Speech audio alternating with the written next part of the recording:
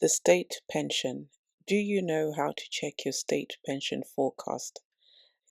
In this video, we'll be showing you exactly how to check your own state pension forecast based on your contributions to your national insurance over your working life.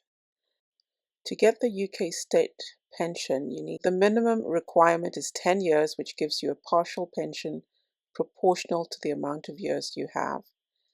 For the full state pension requirement, this is 35 years, which gives you the full new state pension rate of £241.30 per week.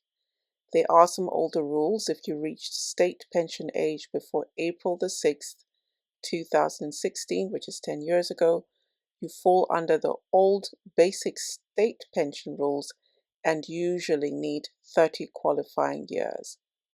There is a difference between men and women when it comes to the new state pension. You'll be able to claim the new state pension when you reach state pension age if you're a man born after the 6th of April 1951 or a woman born on or after the 6th of April 1953.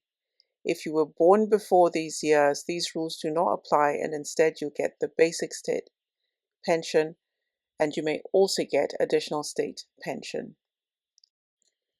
The reason why there's a difference between men and women is because women previously reached their state pension ages earlier, which was an age of 60, and men at age 65.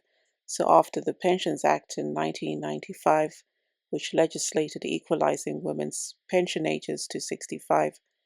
So over time, this has led to a phasing of equalizing the historical inequality where men had to work longer before reaching state pension age than women. So there we are. You'll need 10 qualifying years on your national insurance record to get any new state pension.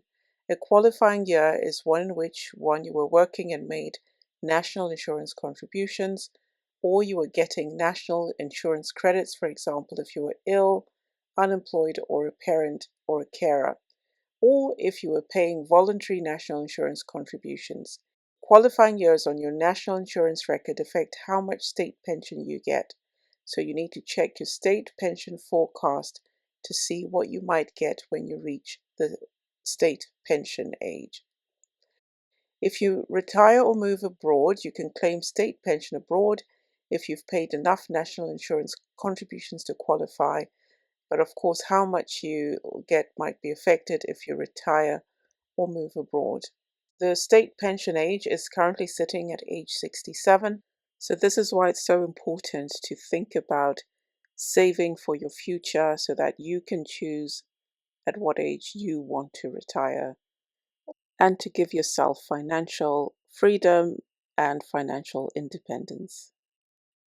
So how do we check the EDI record? There is a government website, so you need to make sure it's the right website.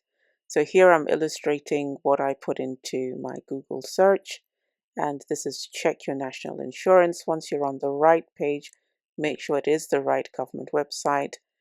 It tells you where to start. So of course I click start, and then you have to sign into the HMRC website. And there are three options for signing in. If you've already got a government gateway password or account, it's even easier, or you can have a Gov1 login account already. So if you don't have the account already, you just click create and you click continue. You need to make sure you put accurate information. It'll ask you if you're a tax agent. So if you're not, like I've clicked no, and then you continue. The next page is around whether you are considered a business or organization when you're accessing HMRC tax websites. So of course, as an individual, I'm not a business organization, so I would click no. But if you are, obviously click the right button and just use the right prompts. If you've got a Gov UK One login, again, there's an option of just signing into that. I've just got a Government Gateway account, which I use for tax returns as well. So once you're in, just follow the prompts, but otherwise there are prompts to guide you as to also create an account. So I just logged in with my email address. So once you've logged in, it tells you where to check your state pension. So all you need to do is to click that, and of course it gives you your record. It gives you a summary actually of your state pension age, and also it tells you what you're on target to get as part of your state pension. As you can see, my forecast is that. So the state pension is actually just £1,049.22 per month, and that is the maximum forecast.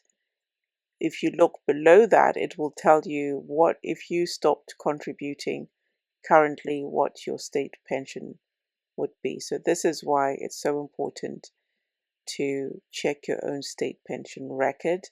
And then obviously, if you think you are behind, you think of all the ways to maximize your national insurance contributions, to fill any gaps with voluntary contributions.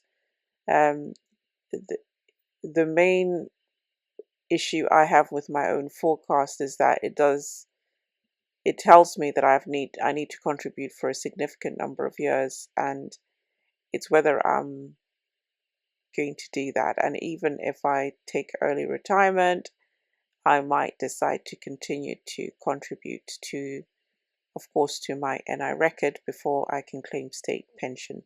So that is all you need to do to check your state pension record, and hopefully you've enjoyed this video.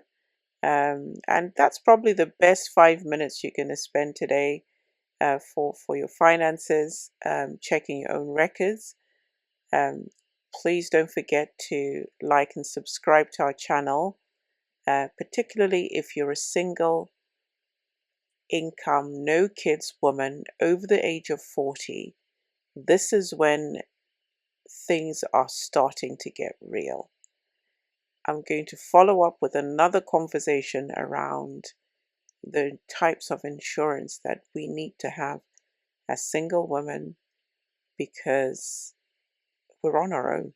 And that's not a bad thing necessarily, but it's a power that we need to harness and to do the best that we can whilst living this single life.